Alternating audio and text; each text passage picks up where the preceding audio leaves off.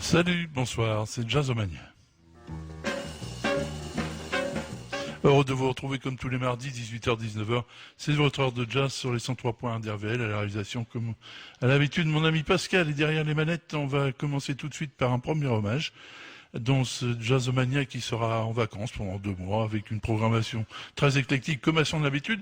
Et on va retrouver le pianiste et chanteur Henry Butler, tiré d'un album qu'il avait enregistré pour le label Impulse, qu'il avait, sorti dans ses dernières années de sa carrière. L'album s'intitule Viper's Drag. Il faut savoir qu'il avait commencé très jeune, il avait malheureusement perdu la vue à l'âge de 5 ans. Il avait appris à jouer du piano à l'école des aveugles de Bâton Rouge. Et puis au début des années 70, il avait travaillé avec Cannonball Adderley, qui avait mis un petit peu le pied à l'étrier, avec le pianiste également George Duke, qui lui a laissé quelques petits conseils en même temps. Il prend même sa place lors de certains concerts de temps en temps, et puis il est engagé par le label Impulse justement, et il rejoindra bien sûr les routes de la Nouvelle-Orléans, où il fréquentera également les clubs de New York, et puis il tournera dans pas mal de régions des États-Unis. On va le retrouver pour cet album, donc Viper's Drag, qu'il avait enregistré pour Impulse en février 2014 dans l'Avatar Studio de New York, en compagnie de Steven Perstein, le trompettiste. Il nous interprète une de ses compositions, Henry's Boogie.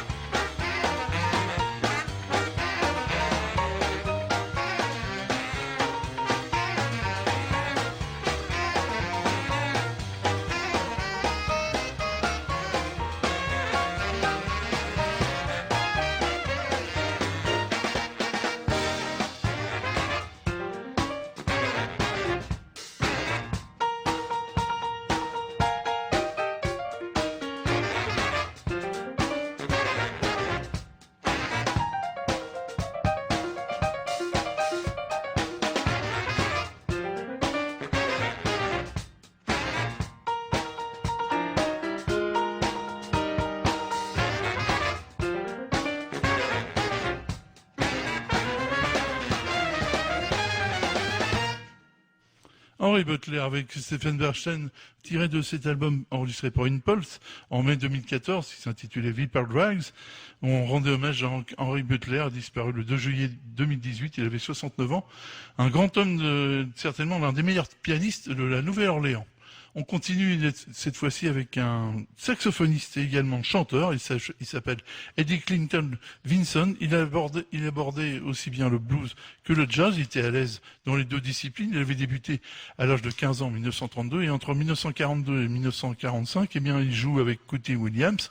Puis ensuite, il est engagé par Art Cobb et puis Jane McShane. Donc, très bons orchestres. Et puis, il improvise bien souvent des phrases très simples, mais c'est sans fleuriture et il va tout de suite dans le vif du sujet. Je vous propose de le retrouver puisque ça va commencer l'époque de festival, en France du moins, et puis en Suisse également, puisqu'on va retrouver le festival de jazz de Montreux le 2 juillet 1974.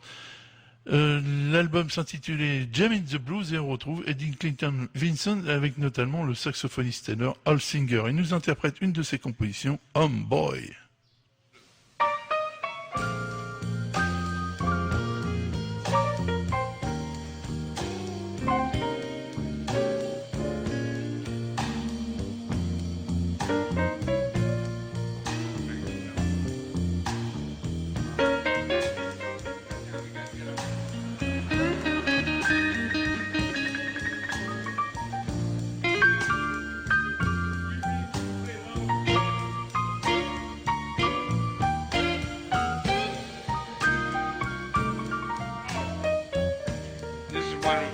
This is one I wrote for one of my friends.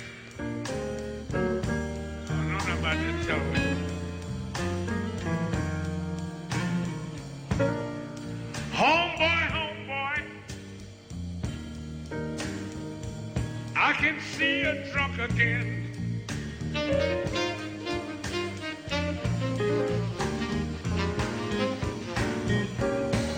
Homeboy, homeboy,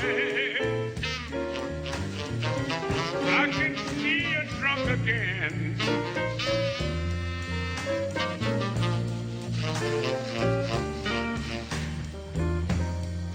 You've been drinking them double shots of whiskey everywhere that we have been.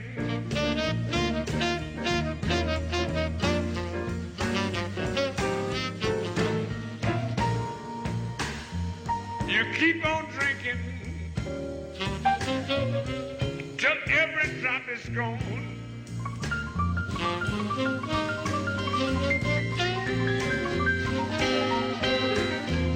You just keep drinking, drinking, and drinking till every drop is gone.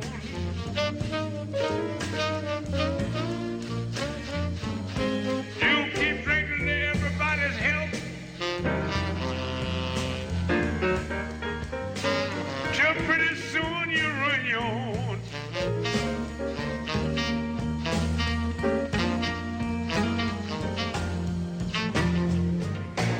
Now there ain't no harm in drinking if you know when you had enough.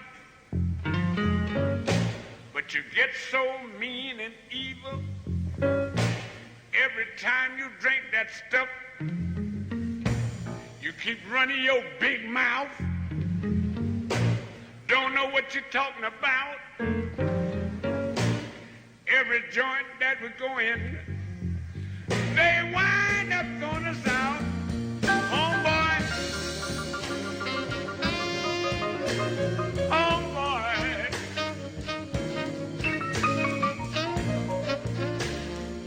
you may be from my hometown,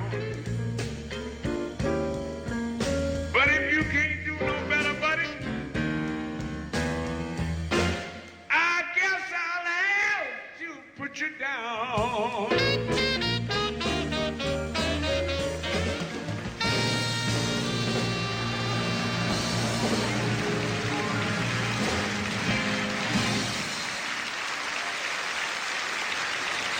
Le public enthousiaste du Festival de Montreux en ce 2 juillet 1974 pour applaudir Eddie Clinton Vinson, à lequel on rendait hommage ce soir, disparu le 2 juillet 1988 Il avait 71 ans et on l'a retrouvé avec Al Singer au sax ténor, Pete Wingfield était au piano, Joel Wright était à la guitare, Jerome Ransom était à la contrebasse et Peter Van Hook était à la batterie. Puisqu'on parle de contrebassiste, on va retrouver et rendre hommage cette fois-ci à un des plus grands de l'histoire de jazz moderne, j'ai mené Monsieur Ray Brown, disparu le 2 juillet 2002 à Indianapolis. Il avait 75 ans alors qu'il était né à Pittsburgh. Également ville natale d'Errol Garner. Il étudie le piano à 8 ans, mais son père, ne pouvant pas lui payer son trombone à laquelle il rêvait, eh bien, il passe à la contrebasse. Et c'est là qu'il commence à jouer dans des clubs en 1943. Puis en 1946, il arrive à New York pour jouer avec les plus grands de l'époque.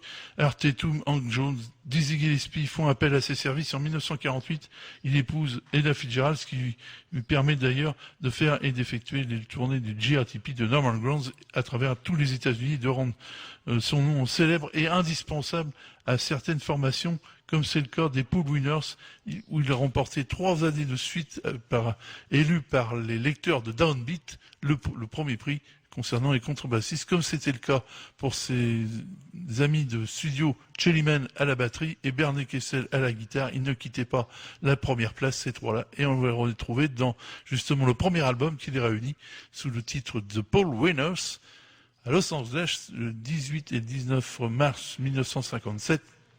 Et ils enregistrent pour Contemporary et le producteur Lester Cunning. Le 18, tout du moins, il enregistre cette composition de Ned Washington qui s'intitule On Green Duffield Street, qui est un petit bijou. Ray Brown à la contrebasse, Chellyman à la batterie, Barney Kessel à la guitare, un fameux trio.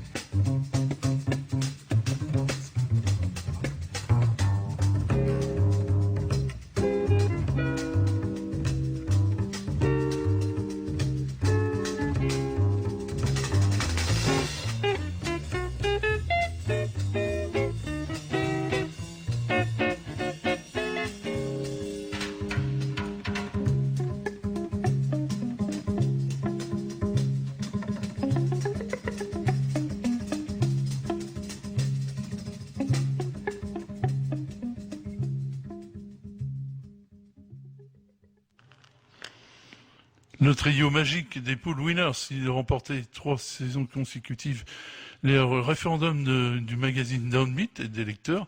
Rayburn en faisait partie, disparu le 2 juillet 2002, à 75 ans, on lui devait bien cet hommage, certainement l'un des plus grands bassistes des années 50 et 60 et même 70. Los Angeles, le 18 mars 1957, il enregistrait donc pour Contemporary ce premier album intitulé The Paul Winners, tout simplement. Rayburn à la contrebasse, Barney Kessel à la guitare et Chellyman aux drums. On va maintenant aborder le dernier hommage à une des chanteuses du trio féminin, les sœurs Boswell.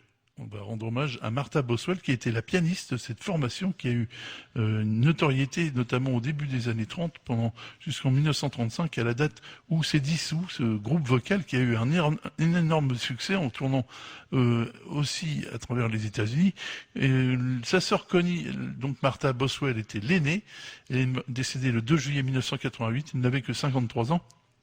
Et Connie, alors, donc elle jouait du piano, Connie jouait du violoncelle, et Velvetia, dit Vette, jouait du violon, et en même temps chantait. Ils s'étaient entourés bien souvent dans les enregistrements qui vont commencer en 1931 jusqu'en 1935, donc à laquelle se dissout la formation. Seul Connie Boswell, d'ailleurs, continuera sa carrière en soliste, derrière, même jusque dans les années 50. Mais en attendant, eh bien Martha Boswell était, on va dire, le leader du trio, et on va écouter, on va dire, cet épisode rafraîchissant, car on retrouve l'atmosphère des années 30. Le 9 janvier 1933, pour le label Brunswick, ils sont convoqués à New York pour être accompagnés par l'orchestre des frères Dorsey. Et oui, rien que cela, Tommy Dorsey était au trombone, bien sûr, et Jimmy Dorsey était à la clarinette et au sax alto, pour les accompagner sous la direction de Manny Klein, qui est le trompettiste de cette section. Et ils vont nous interpréter un joli titre de Duke Ellington, Barney Billard et Irving Miles, Mood Indigo, à leur façon. Les Boswell Sisters.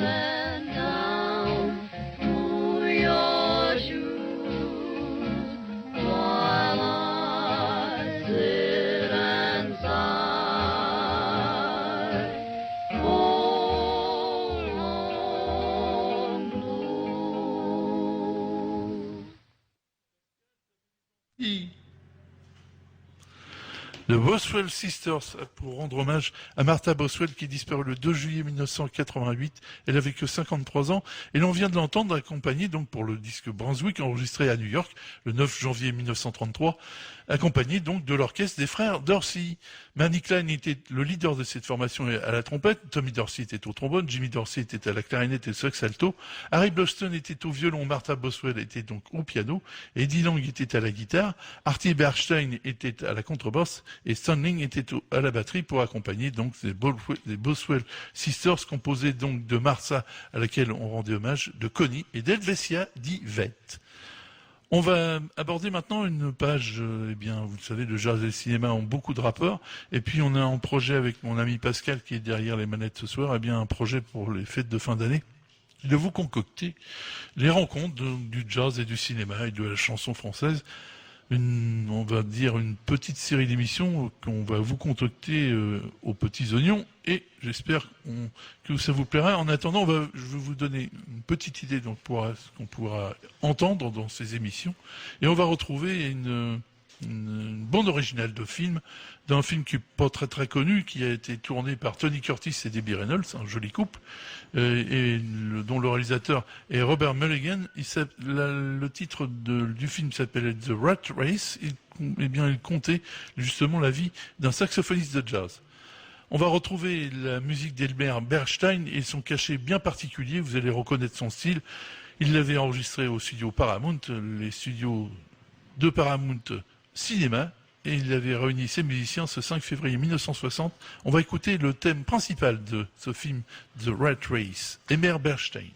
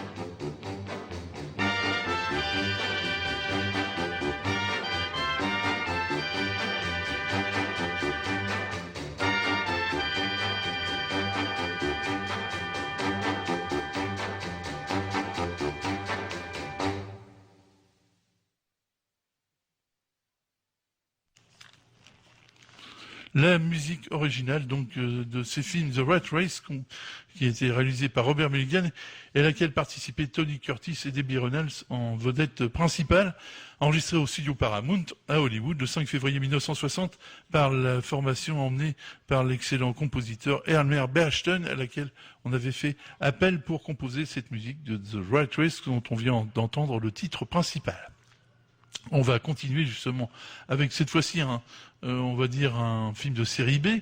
L'intitulé est plaisant, il s'appelle Satan in High Heels, Satan en haut talon. Ça vous indique un petit peu le genre de film.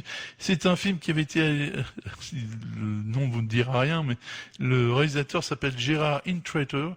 Et il avait fait ce film avec pour vedette la très belle Meg Miles. Enregistré au studio RCR Victor. Par contre, ce qui nous intéresse hautement, c'est que la musique de ce film a été confiée au guitariste Modern Love. Le 30 novembre 1961, il réunissait dans les studios de RCA, justement, quelques très très bons musiciens. Clark Terry, Joey Newman aux trompettes, il y avait également Al King et Al Cohn qui étaient au sax ténor, Eddie Costa qui était au piano, au vibraphone, George Duvivier à la contrebasse, donc quelques huiles des studios de l'époque, avec notamment aussi le tromboniste Herbie Green. Je vous propose de retrouver un thème de ce film composé par Modern Love qui s'intitule Coffee, Coffee.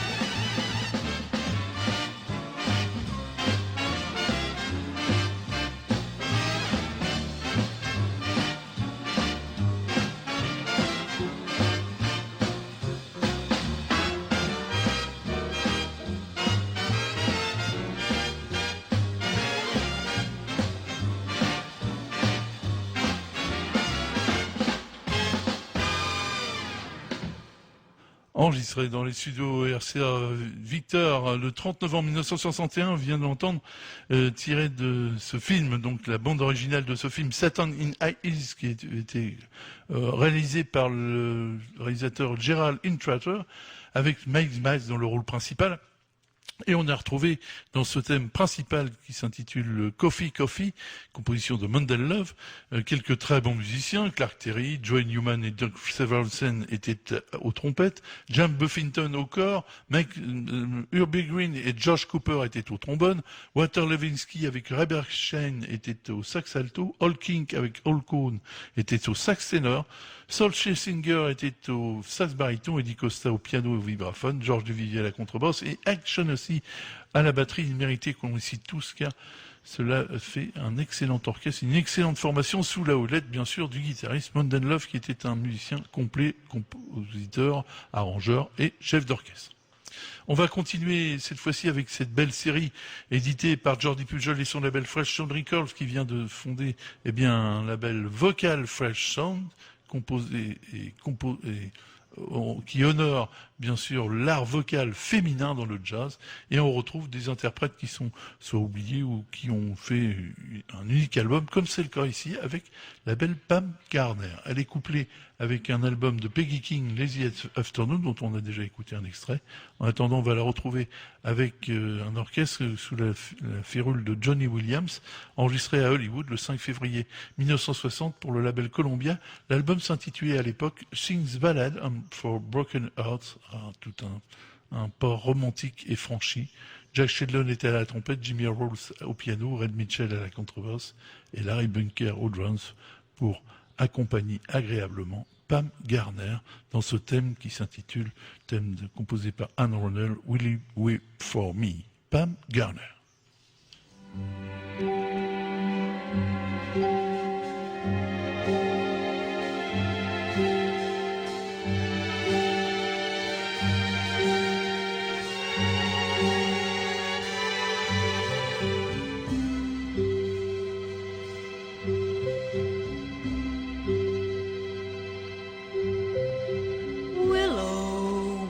For me,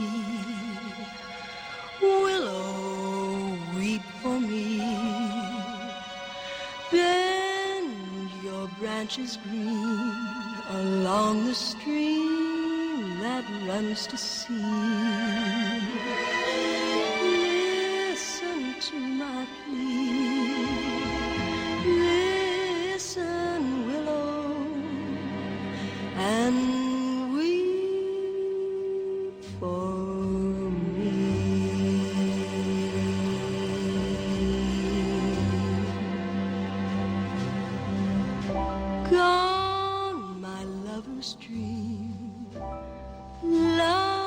summer's dream, gone and left me here to weep my tears into the stream. Sad as I can be, hear me, willow, and weep for me. Whisper to the wind, say that love has sinned to leave my heart a-breaking, making a moan. Murmur to the night to hide her starry light, so none will find me sighing, crying all alone. Weeping willow tree, weep in sympathy, bend your branches down along the ground, please cover me when the shadows fall. Bend, oh willow, and weep for me.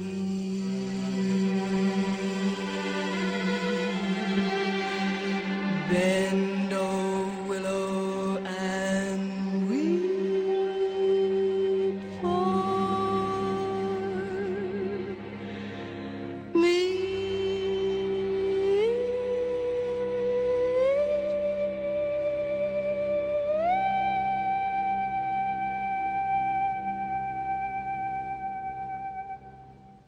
Vous écoutez Jazzomania, encore une très belle voix à redécouvrir et on aura l'occasion de réécouter cet album, ce très bel album intitulé Sings Ballad from Broken Hearts. C'est tout un poème, on va dire. Enregistré pour Columbia, Pam Garner a été accompagné par Johnny Williams et sa formation de violon, enregistré à Hollywood le 5 février 1960, alors que s'y distinguaient Jack Shedlon à la trompette, Jimmy Rolls au piano, Ren Mitchell à la contrebasse et Larry Bunker à la batterie dans ce très belle adaptation de ce thème d'Anne Brownell intitulé Willow Weep for Me.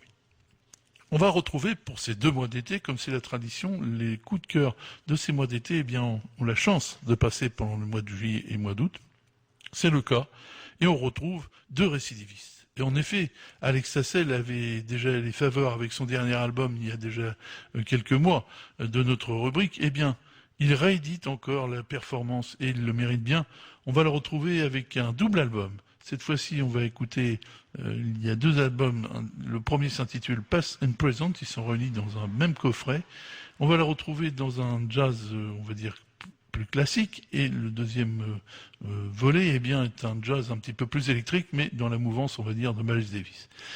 Au Peninsula Studio de Sarzo, il réunit notamment le saxophoniste Rick Margherita pour interpréter une de ses compositions qui s'intitule Alex Tassel, enregistrée en janvier 2018 donc.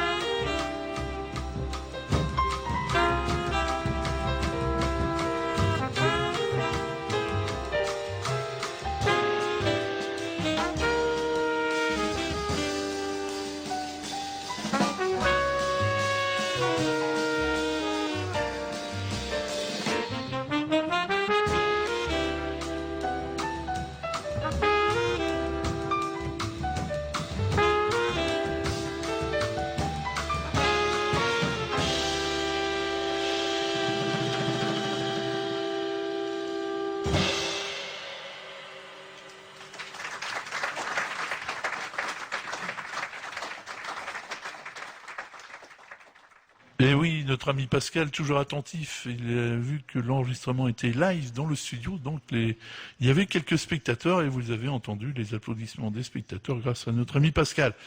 Tiré donc de ce premier album, tiré d'un double album qui vient de sortir d'Alex Tassel, qui est notre premier coup de cœur pour ces mois de juillet et mois d'août, enregistré au Peninsula Studio de Sarzeau avec un très beau son. En janvier 2018, on a retrouvé Rick Margizetta au saxophone, Jason Robello était au piano, Victor Nyberg était à la contrebasse et Julien Charlet était à la batterie pour l'accompagner dans sa composition qui s'intitulait Abîme. C'est vraiment un double album à écouter en priorité et on vous fera bien sûr pendant ces 2 mois écouter bien pratiquement la totalité des 2 albums.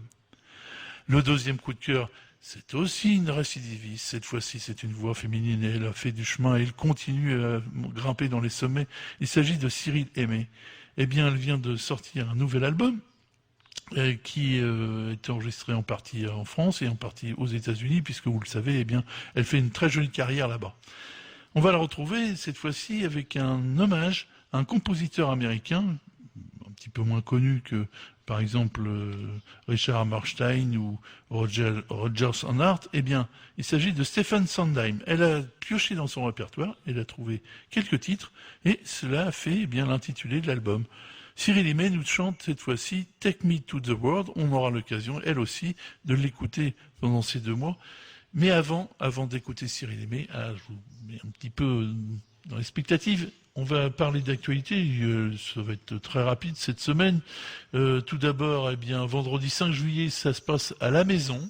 C'est 19 rue Amiral Courbet, c'est dans le quartier de l'Or, vous connaissez l'endroit, c'est au Havre. Eh bien, se produira l'excellent pianiste Philippe Carmont avec Stéphane Le Gallais à la contrebasse et Michael Loukia à la batterie. C'est à 19h30, vendredi 5 juillet, à la Maison, 19 rue Amiral Courbet. Et puis, le 6 juillet, dans le quartier Saint-François, là, c'est nettement plus agréable, c'est plus festif surtout.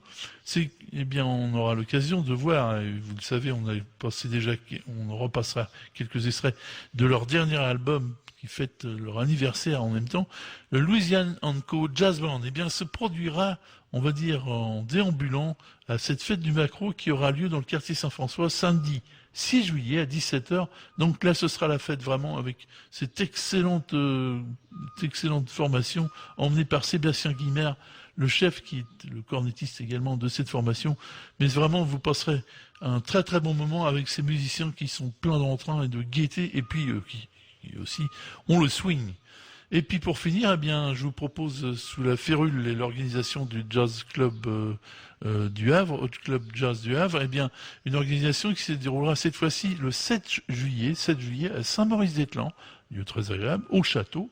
C'est aussi un lieu très agréable pour passer le dimanche après-midi. Ce sera à 17h. Eh bien, on retrouvera justement l'excellent pianiste Philippe Carmont qui se produira avec le trompettiste Julien Écrépon pour un concert donc donné au château de Saint-Maurice-d'Étang dimanche 7 juillet à 17h. Là aussi, un rendez-vous à ne pas manquer. Maintenant, eh bien, on va pouvoir écouter notre deuxième coup de cœur, Cyril Aimé, avec ce titre, une composition de Stephen Sondheim à laquelle elle rend hommage, Take Me to the World. Cyril Aimé.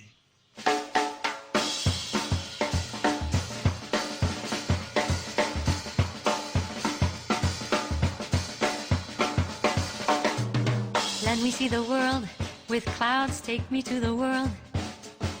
Out where I can push through crowds, take me to the world.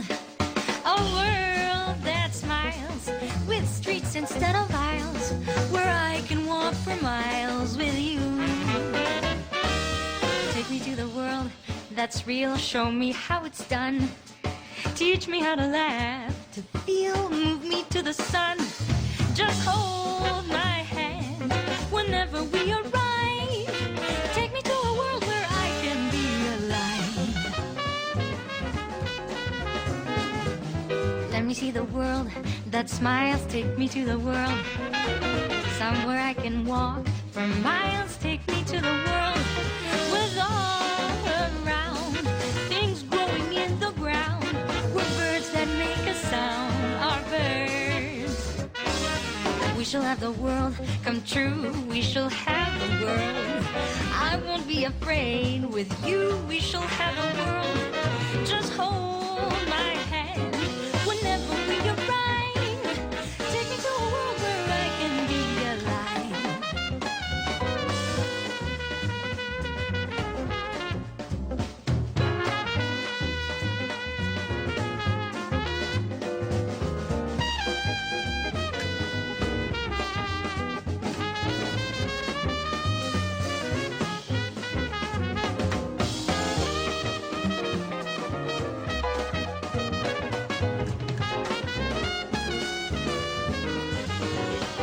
A world of skies that's bursting with surprise, to open up your eyes with joy.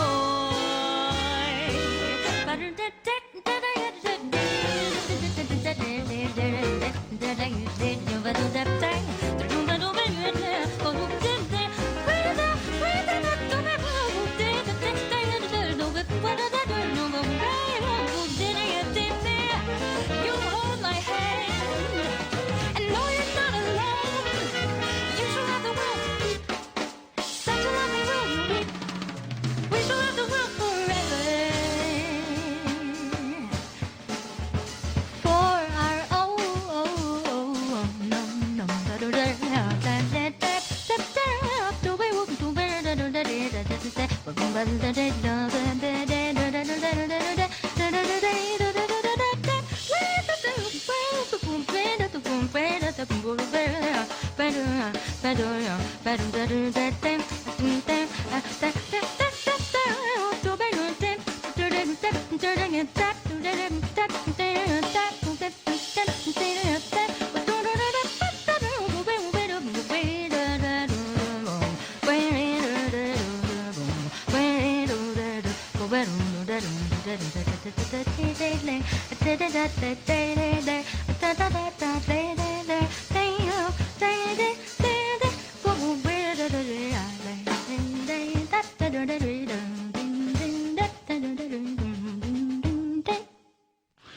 Et oui, Cyril Aimé et tout son talent et toute sa verve avec nous entraînant dans ses compositions de Stephen Sondheim dans ce nouvel album qu'il a enregistré pour Mac Avenue.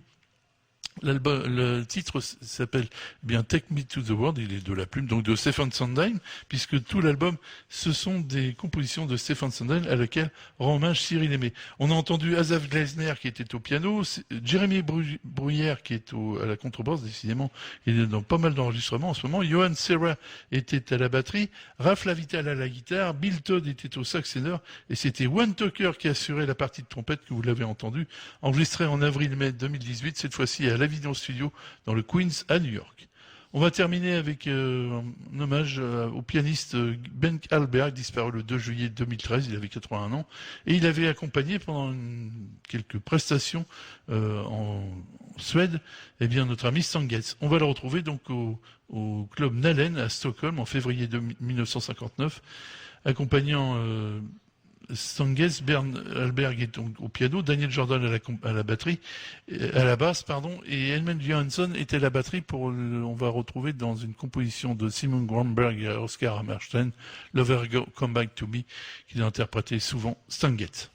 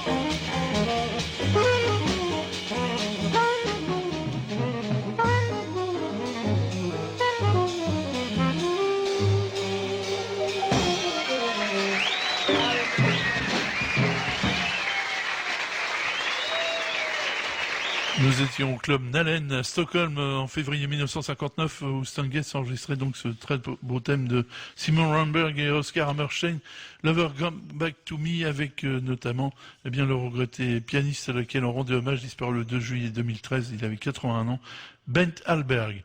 Daniel Jordan était à la contrebasse et Emil Johansen était à la batterie. Ainsi se termine ce numéro 448 de Jazzomania ce soir.